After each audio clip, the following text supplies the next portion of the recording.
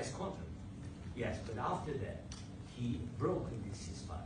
He killed our people, and he didn't exchange prisoners. We signed the exchange of prisoners, but he didn't do it. What kind of diplomacy, JD, you are speaking about? What do you mean?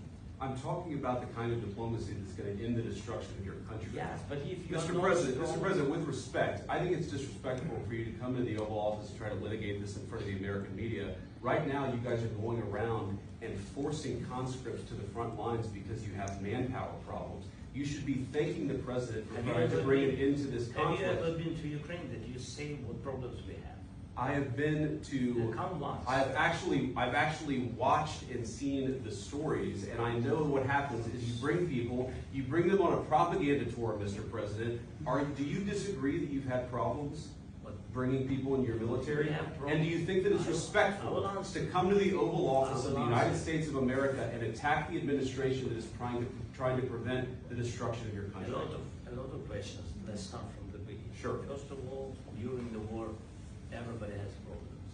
Even you, but you have nice ocean and don't feel now, but you will feel it in the future. God bless. You don't know that. God bless. You God bless. You will not have war. Don't tell us what we're going to feel. We're trying to solve a problem. Don't tell us what we're going to feel. I'm not telling you. Because you're in no position to dictate that. That's exactly what you're doing. You're in no position to dictate what we're going to feel. We're going to feel very good. We're going to feel very good and very strong. You're right now not in a very good position. You've allowed yourself to be in a very bad position, and he happens to be right about it. From the very beginning of the war. You're not in a good position. You don't have the cards right now. With us, you start having cards. But right now, you don't. Yeah, you're playing cards. You're playing cards. You're gambling with the lives of millions of people. You're gambling with World War III. You're gambling with World War III. And what you're doing is very disrespectful to the country, this country. That's back to you. Far more than a lot of people said they should have. Have you said thank you once this entire meeting? No, in this entire meeting, you said thank you. You went to Pennsylvania and campaigned for the opposition in October. Offer some words of appreciation for the United States of America and the president who's trying to save your country. Please, you think that if you will speak very loudly about the war, he's not speaking loudly. He's not speaking loudly. Your country is in big trouble. Wait a minute. No. You've done a lot of talking. Your country is in big trouble. I know. You're not winning. You're not winning this. You have a damn good chance of coming out okay because of us. Mr. President, we are staying in our country, staying strong from the very beginning of the war. We've been alone. And we are thankful. I said thanks. You haven't been alone. You haven't been alone. We gave you, through this stupid president, $350 billion.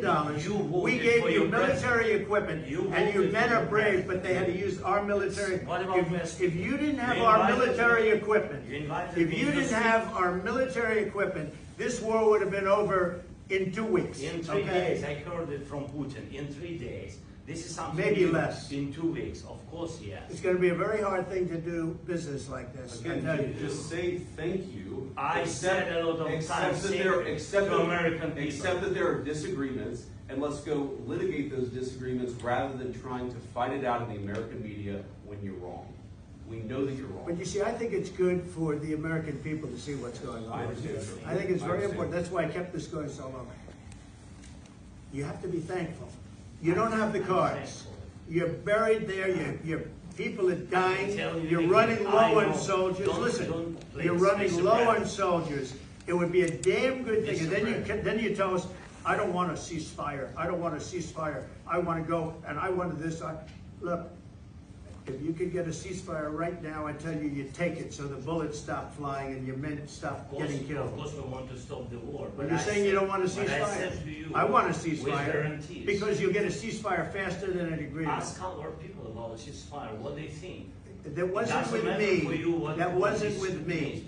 That was with a guy named Biden, who was not a smart person. That was with Obama. It was your president. Excuse me. That was with Obama, who gave you sheets, and I gave you javelins. Yes. I gave you the javelins to take out all those tanks.